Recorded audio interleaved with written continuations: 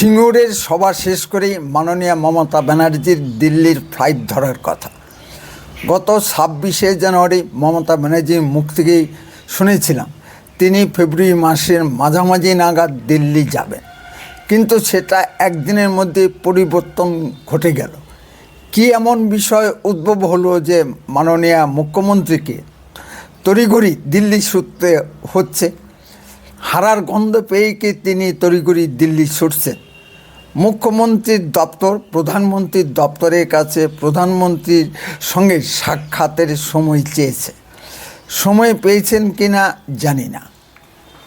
মুখ্যমন্ত্রীরা মাননীয় প্রধানমন্ত্রীর সঙ্গে সাক্ষাৎ করতেই পারেন, এতে অস্বাভাবিকতার কিছু নেই। যদি মুখ্যমন্ত্রীর নাম মমতা ব্যানার্জি হয় তবে দুইখান কথা আছে।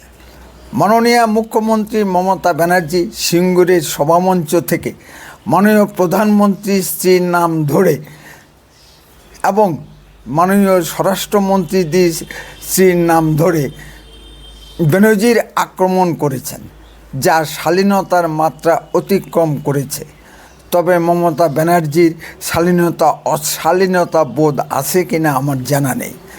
বিপরীত দিক থেকে প্রধানমন্ত্রী কি মাননীয় মমতা ব্যানার্জির ব্যক্তিগত পারিবারিক বিষয় নিয়ে আক্রমণ শানাবেন? মনে হয় না, কারণ প্রধানমন্ত্রী অতটা নিচে কখনোই নামবেন না। মনে হয় দুটো বিষয়: এক, পশ্চিমবঙ্গে চলমান এসআইয়ের প্রক্রিয়া নিয়ে অভিযোগ জানাবেন। দুই, 3 ফেব্রুয়ারি ফাইল ছিনতাই সংক্রান্ত যে কেস সুপ্রিম কোর্টে উঠতে যাচ্ছে সে বিষয়ে কেন্দ্রীয় সরকারের সঙ্গে একটি সেটিংয়ে আসা।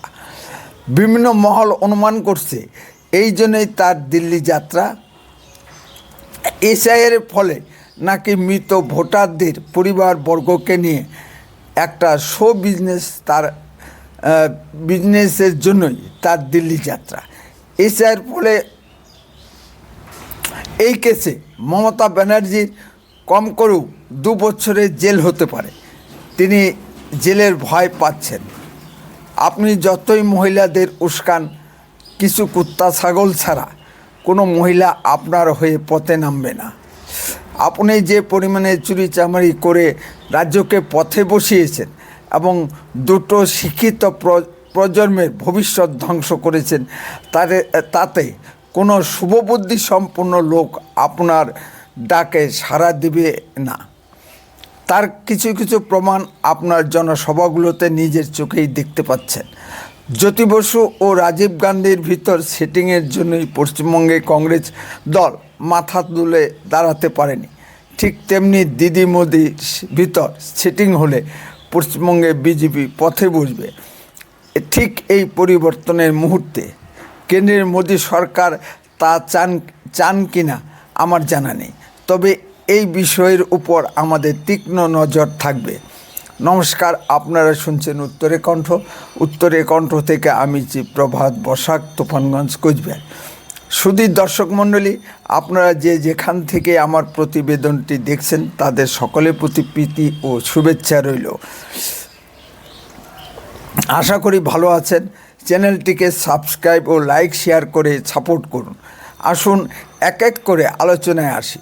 পশ্চিমবঙ্গে এসআই প্রক্রিয়া বানচাল করার জন্য আপনি কোথায় কোথায় যাননি?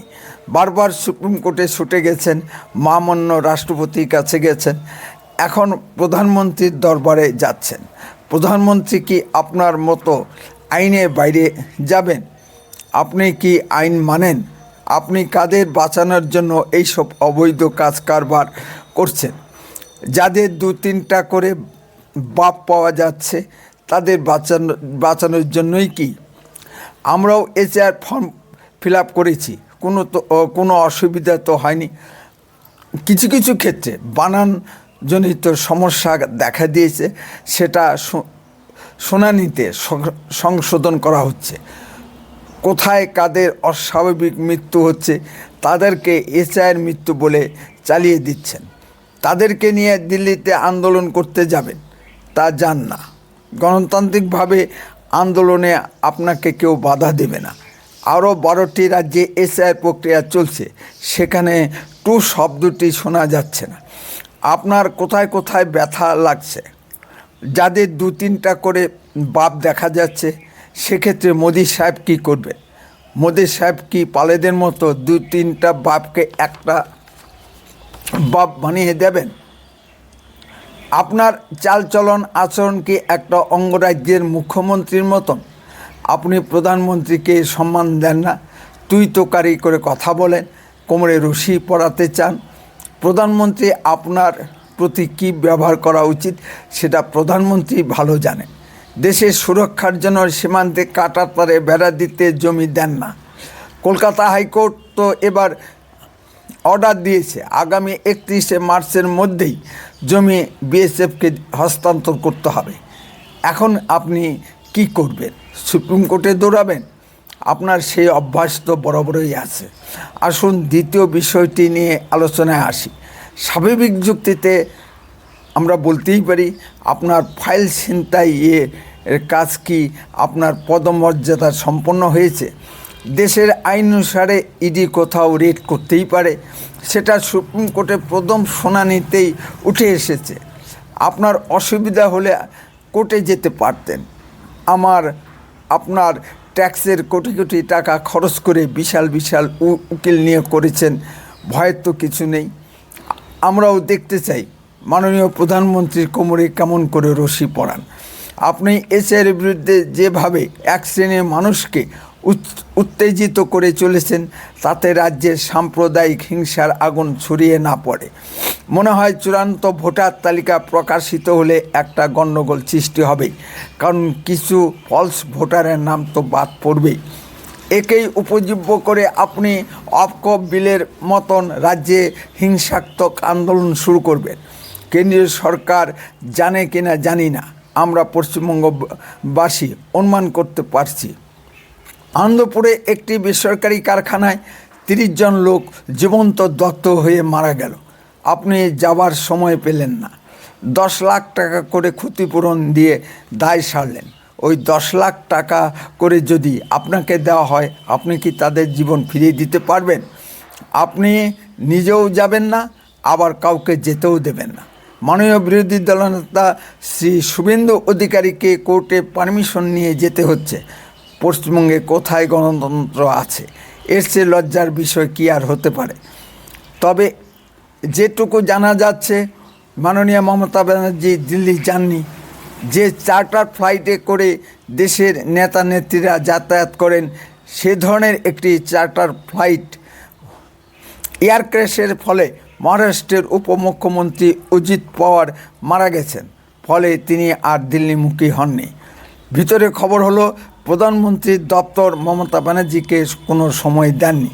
আর ভারতের নির্বাচন কমিশনার জ্ঞানেশ কুমার মমতা ব্যানার্জিকে 2 ফেব্রুয়ারি সময় দিয়েছেন।